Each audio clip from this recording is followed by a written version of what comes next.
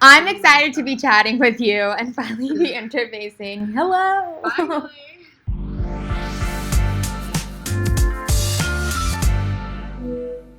I think you're probably one of the first creators that I heard about when joining myself. Oh, wow. Yeah, so definitely excited. But why don't you give a quick intro to who you are? I am MissMaya on IMVU. I have been a creator since 2010, I believe. I create female fashion and everything in the female catalog. Everything.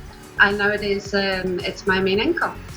How did you find IMVU to begin with? Since game one, I've been a huge Sims fan. And I remember looking for custom content for maybe The Sims 2 or something like that, that you would find online. And I remember seeing this banner, join IMVU, and these cute little avatars on this banner. I'm like, what's that? And I opened it up and it's like, oh, it's like The Sims, except for you actually talk to people. Right.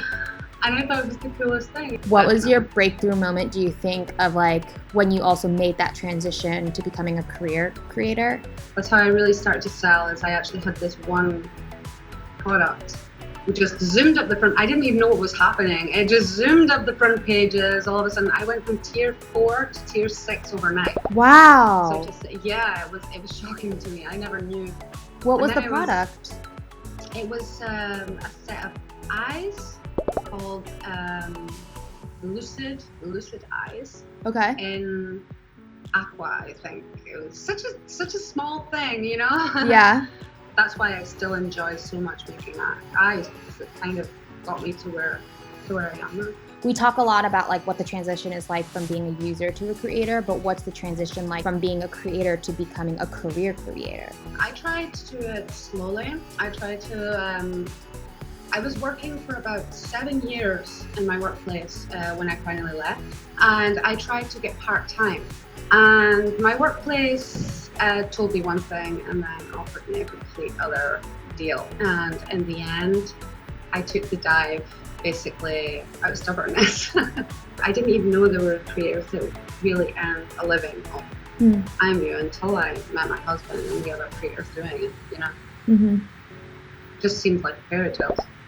Like almost something like far-fetched until you kind of dive into it yourself. Oh, definitely far-fetched. I mean, I tell people what I do for a living and real all the time, and they're like, wait, what? You get paid for doing that? Yeah, exactly. We just sell digital products. And I'm sure that it's also helpful that your husband is a mesher. Mm-hmm. Yeah. For you guys to be able to kind of like partner up on that. And I guess even going back, how did you and your husband meet? Like where in your IMVU timeline? I remember distinctly, I went into a room of a famous room mesher and I totally fangirled.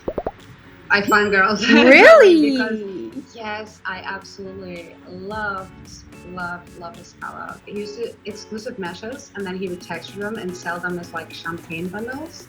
So very high priced detailed jewelry, and I owned all of it. I must have spent hundreds of thousands of credits on my husband's catalog before.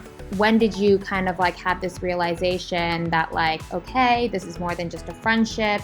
And then from there, how long did it take to even start like meeting up in person, you know? Months, as in from the moment that we became an item on IMVU till the moment that he drove the 600 kilometers. Wow. I was so nervous. I'm glad I did it. And usually I'm a bit of a coward when it comes to things. I mean, the fact that I'm sitting here talking to you doing an interview is face to face. Ballsy thing. He actually moved to my hometown, and now we live in his, but he moved to my hometown, and we bought our first apartment together. That's nuts. We were working side by side, and we kept on looking over to each other like, this is just weird. You're navigating a new career, you're navigating a new lifestyle. But it was great, it was really great. And when we did start to work together, it was a really great year for us. And we just fed off of each other's creativity. For a mesher, sometimes it's hard to figure out what is needed as far as meshes, but having it person that does texturing by your side saying, hey, what do you think? You know, it's needed for the IMVU catalog, and I'll just, you know, give him content that he can make for me, and then I'll derive it, and that's basically how we work.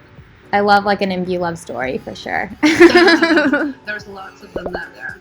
There's lots of them out there. What would you think is like the biggest advice that you would give to someone who's just kind of starting out in their creator? First of all, don't do brands. It's not worth it. Agreed. You have to stay original and not use piggyback on real life brands. Absolutely. Especially because if you want to earn a living out of this, it's important that you do what you enjoy. Mm-hmm. So, because if you end up doing just stuff that you feel is going to sell, you end up burning yourself out. Because being self-employed is pressure. Yeah. Again, like your name is so big, and there's so many, like especially during the summer, like your stuff populates in the front of the catalog like pretty often. To be honest, I'm just really humbled that anyone likes what I create. I think that's what fills you. I mean, what fills your pockets is money, but what fills your existence as an artist is always the compliments. And just by buying one of my items, it's already a compliment to me. It's just like, oh, you loved it so much, you actually spent money on it. Yeah. Well, this has been super fun. Thank you so much for chatting with me and telling me a little bit more about your story. I know that everyone's going to be super excited to kind of like learn more about it. Cool. And Thank you for having me. Thank you for chatting.